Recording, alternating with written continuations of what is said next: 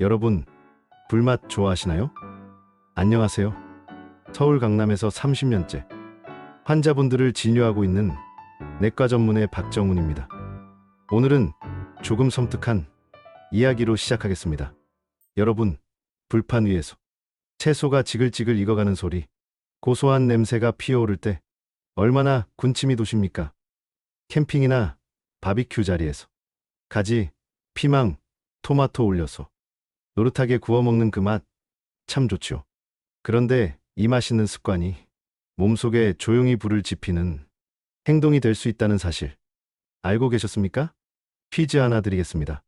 평소에 구워 먹으면 고소하고 맛있어서 자주 먹는 이 채소, 잘못 먹으면 몸속 염증이 늘어나 평생 약을 먹어야 할 수도 있습니다. 이 채소는 무엇일까요? 정답이 떠오르면 댓글에 먼저 남겨보십시오. 영상을 끝까지 보시면 왜 이런 일이 생기는지, 그리고 어떻게 예방할 수 있는지 모두 알 수 있습니다. 건강 정보가 도움이 된다면 구독과 좋아요 잊지 말고 눌러주십시오. 여러분의 작은 관심이 더 많은 건강 정보를 전해드리는 큰 힘이 됩니다. 자, 이제 본론으로 이야기하겠습니다. 채소는 무조건 건강하다? 아닙니다. 착각의 시작입니다. 채소는 건강에 좋습니다. 비타민, 미네랄, 섬유질 모두 우리 몸에 필요한 영양소입니다. 하지만 조리법이 잘못되면 채소도 건강을 해치는 독이 될 수 있습니다. 특히 불에 직접 구워 먹는 방식은 맛은 좋지만 몸속에 염증을 키우는 불씨를 남깁니다. 불에 직접 다 탄 채소에는 아크릴아마이드라는 유해 물질이 생깁니다. 이 물질은 염증을 촉진하고 DNA를 손상시켜 각종 질환의 원인이 될 수 있습니다. 쉽게 말해, 불에 구운 채소는 맛은 고소하지만 몸속에 보이지 않는 독소를 남깁니다. 저희 진료실에 자주 오시던 68세 김어르신, 주말마다 친구들과 캠핑을 즐기셨습니다. 채소를 불판에 구워 건강하게 먹는다고 자부하셨죠.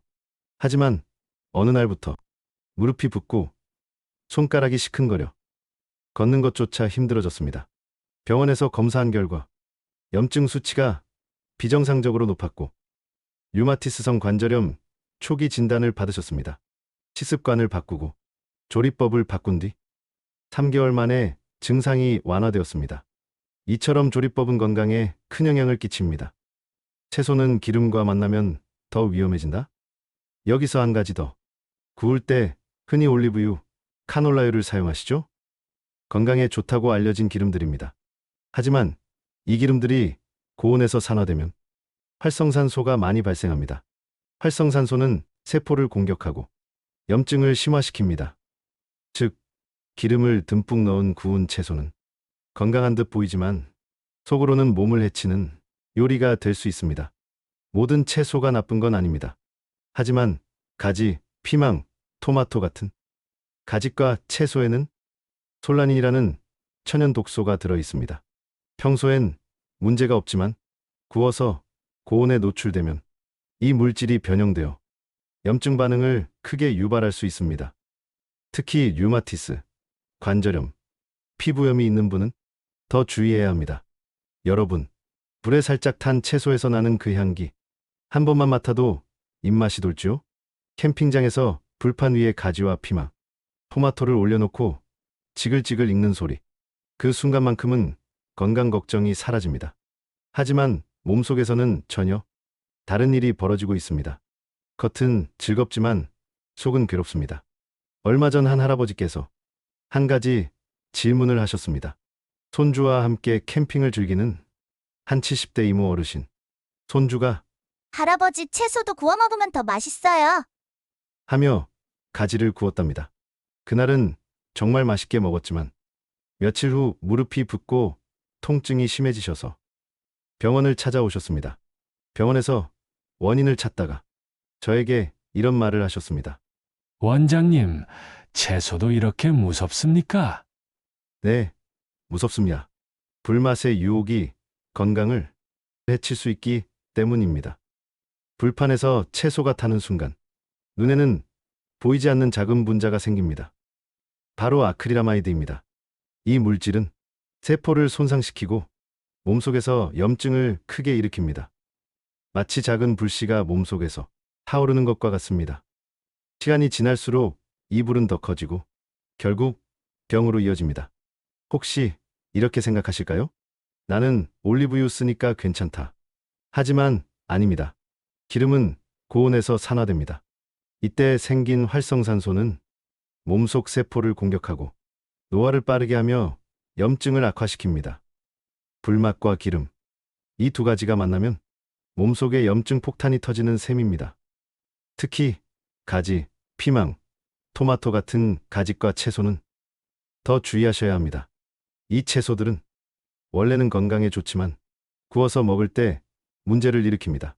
구워지면서 독소가 변형되어 염증을 키우는 성질이 강해집니다.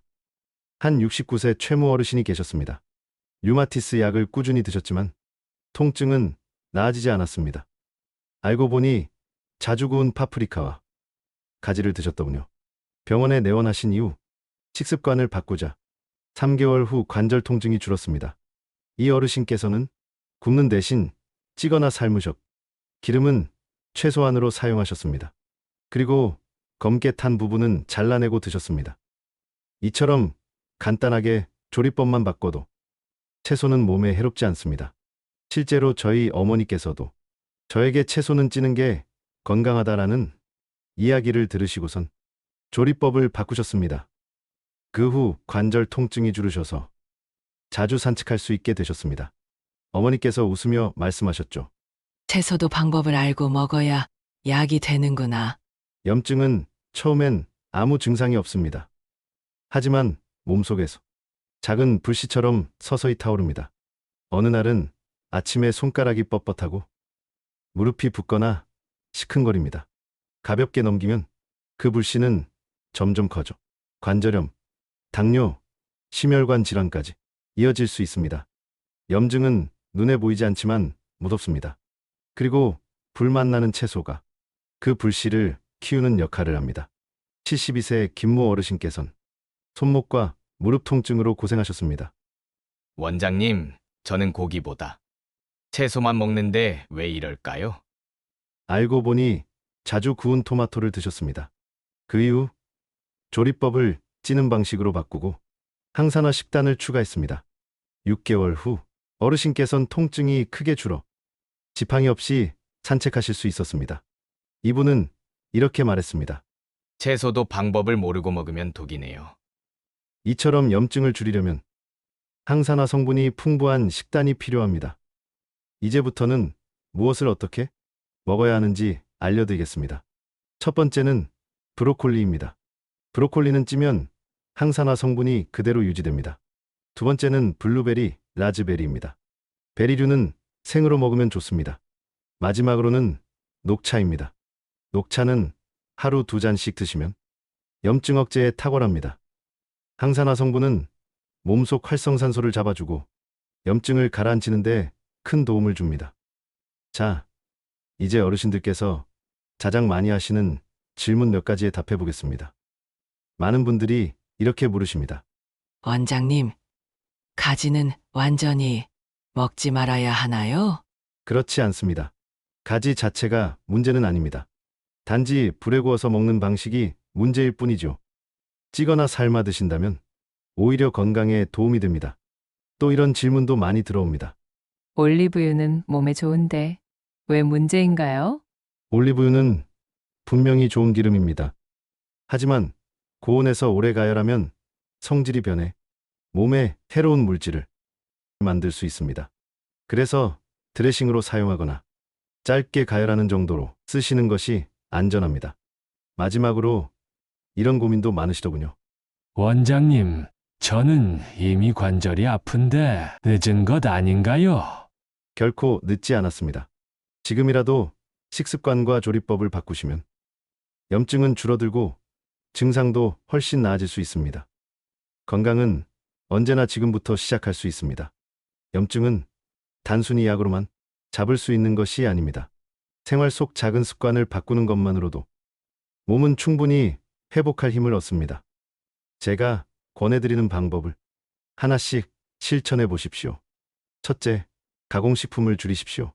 설탕이 많이 든 음식이나 트랜스 지방이 들어간 음식은 몸속 염증을 빠르게 키우는 주범입니다. 둘째, 매일 걷기 운동을 해보십시오. 하루 30분만 걸어도 염증 수치가 낮아지고 혈액순환이 좋아져 몸이 훨씬 가벼워집니다. 셋째, 충분히 주무셔야 합니다. 수면은 몸이 스스로 회복하고 염증을 가라앉히는 시간입니다. 늦게 자는 습관을 조금만 고쳐도 큰 변화를 느낄 수 있습니다. 넷째, 스트레스를 관리하십시오. 스트레스는 염증을 부르는 호르몬을 늘립니다. 명상이나 심호흡, 가벼운 산책만으로도 마음이 안정되고 몸속 염증이 완화됩니다. 마지막으로 정기적으로 검진을 받으십시오. 염증 수치를 미리 확인하면 조기에 대처할 수 있고 큰 병으로 번지는 것을 막을 수 있습니다. 이 5가지 습관을 천천히 실천하면 염증은 차츰 줄어들고 몸 상태가 눈에 띄게 좋아질 것입니다. 건강은 거창한 것이 아니라 이렇게 매일의 작은 실천에서 시작됩니다. 불맛 나는 채소가 입은 즐겁게 하지만 몸속에는 작은 불씨를 남길 수 있다는 사실. 이제 기억하셔야 합니다. 특히 가지, 피망, 토마토를 자주 구워 드셨다면 오늘부터는 조리법을 바꿔 보십시오. 작은 습관 하나가 건강을 완전히 바꿀 수 있습니다. 저는 서울 강남에서 30년째 진료 중인 내과 전문의 박정훈이었습니다. 오늘 영상이 도움이 되셨다면 구독과 좋아요, 그리고 여러분의 경험담을 댓글로 나눠 주십시오. 늘 건강하시길 바랍니다. 긴 이야기 들어주셔서 감사합니다. 다음 영상에서 뵙겠습니다. 감사합니다.